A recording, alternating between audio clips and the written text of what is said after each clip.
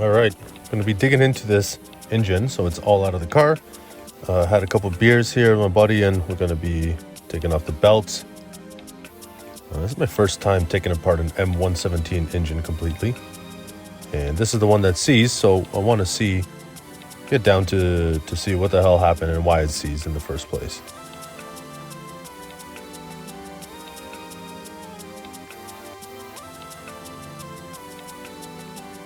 Taking off some bracketry, belts.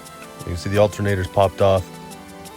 The power steering pump's off.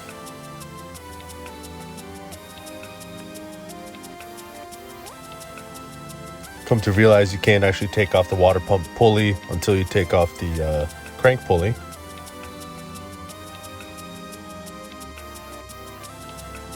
Taking off the smog pump now. Let's see here, distributor, those bolts for the cap were seized in there.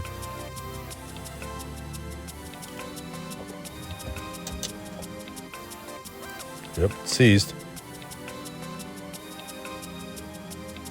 Two apes just looking at this thing. We're about to start hitting it, maybe even take a puller to it. So definitely do not put a puller on that. There's just 6 or 8 10mm bolts holding that crank pulley on. Very easy to remove. You don't even have to take off the center bolt. Smog pump off. A couple of the wires moved around.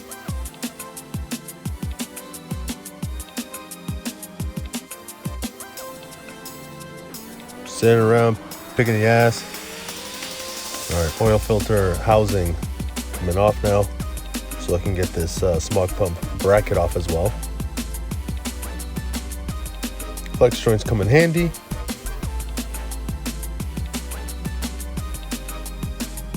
Oh my god, that's a lot of camera shaking.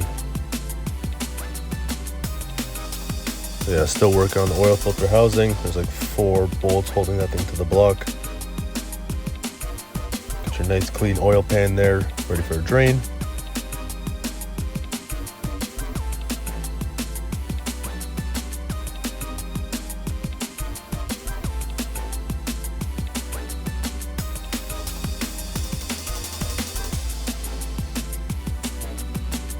Notice that top left over there has got a little grounding lug on it for the starter wiring.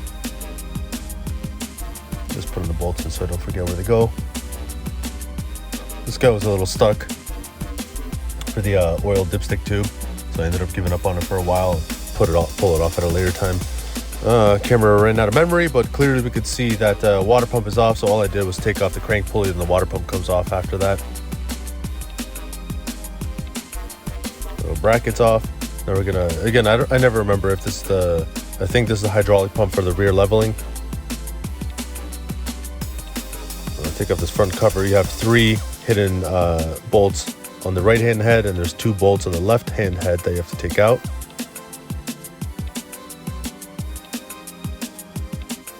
So if you're doing this in car, definitely be careful you don't drop any bolts down into the front cover area. I'm using a U-joint and a 5mm Allen to take out the 5 or 6 bolts from the upper oil pan to the front cover.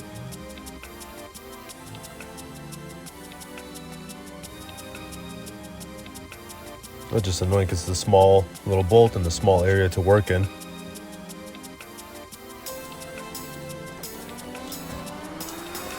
So you're gonna take out this pump. There's a little fitting behind there. Take that off. There's nothing behind there, bud. And you can see me starting to hit this thing. Good thing I didn't go too ham, because there is a we'll get to it, but there is a guide and what you have to do. So I'm gonna lift the engine up. What you have to do is take off the oil pump to actually take the front cover off.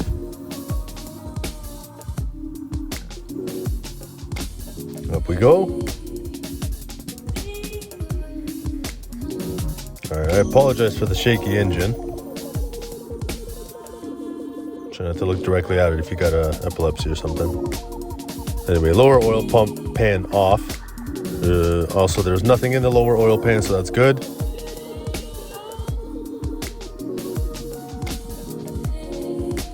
Here I am taking off the level sensor and actual oil pump itself. So there's 3 bolts holding on the oil pan. Holding on the oil pump.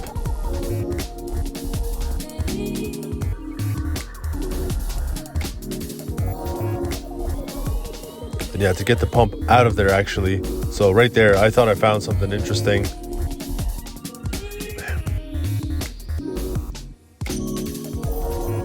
I think there was a gear that fell off. Anyway, I thought this looked kind of cool, kind of artsy. Maybe it's a waste of your time. I apologize. So what I'm holding there is just it's a little spring tensioner for the oil pump chain guide. That just bolts in there. So just a reminder to myself when I go to put this thing back together. So you can notice on the gear itself there, I took the bolt out, and that's the last thing you need to remove to get the oil pump out. And the chain is going to be in the way too, so you definitely want to get the chain off of the main sprocket. The sprocket on the crankshaft, excuse me. And yep, come hither, take that off. Get some crap out of the way.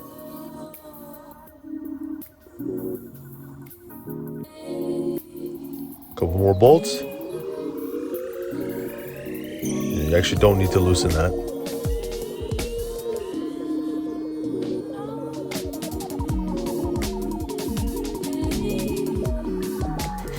So here I am trying to work this thing, realizing it's actually the oil pump chain that's getting caught in the little guide underneath it. So what you have to do right there, I'm working it a bit with, you have to get that guide up out of the way. You can see the chain fall off. That's the deal right there. So you can see me pointing at it. Yep, that's that guide. You have to swing that out of the way as you're going up, making sure it's above that separating, that parting line there. I think I'm bitching about how involved it is to get the front cover off this engine.